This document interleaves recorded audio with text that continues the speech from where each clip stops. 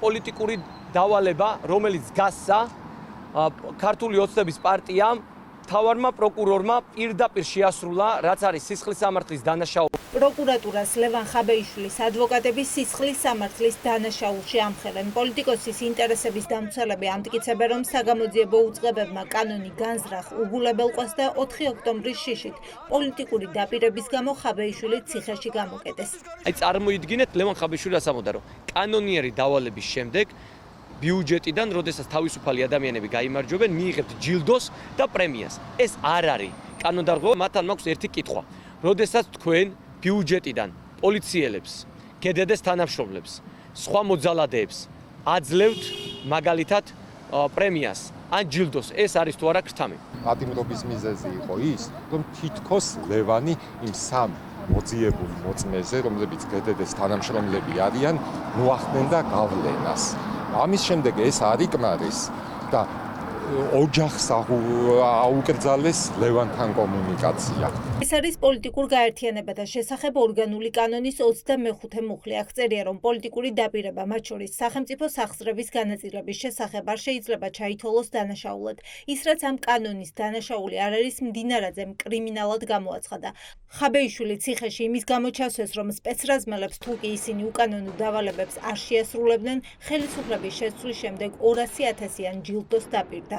პირველ კურსელი იურისტისთვისაც კი პირდაპირ გასაგებია, რომ ამ ბრალს არანაირი კავშირი არ აქვს სამართალთან და ლევანი არის ერთადერთი რამისთვის დატყვევებული. იმიტომ რომ ლევანისი დაიჯერა ძალიან ბევრმა ადამიანმა. ქართული ოცნება ცდილობს ახლა ლევანთან დაკავშირებით, ესე იგი ეს საერთო ეროვნული რევოლუციური განწყობა, რევოლუციური ტალღას წინ აღუმართოს რაღაც დადგენილებების და განჩინებების რაღაცა კედელი, ქაღალდების, რაღაც ქაღალდომანიის რაღაც კედელი და ამით შეაჩეროს ეს განწყობები, მოახდინოს ლევანის იზოლირება ან ლევანის დათრგუნვა, რაც არის აბსურდი სრული. დაარღვია თუ არა კანონის საგამოძიებო უწყებამ. შალვა პაპუაშვილს დღეს არგუმენტების პოვნა გაუჭირდა. ორგანულ კანონში არსებული ჩანაწერი შეაქო, თუმცა გაუჭირდა აეხსნა. ქრთამად უნდა გაიაზროს თუ არა საზოგადოებამ სპეცრაზმელებისთვის პრემიის დარიგება.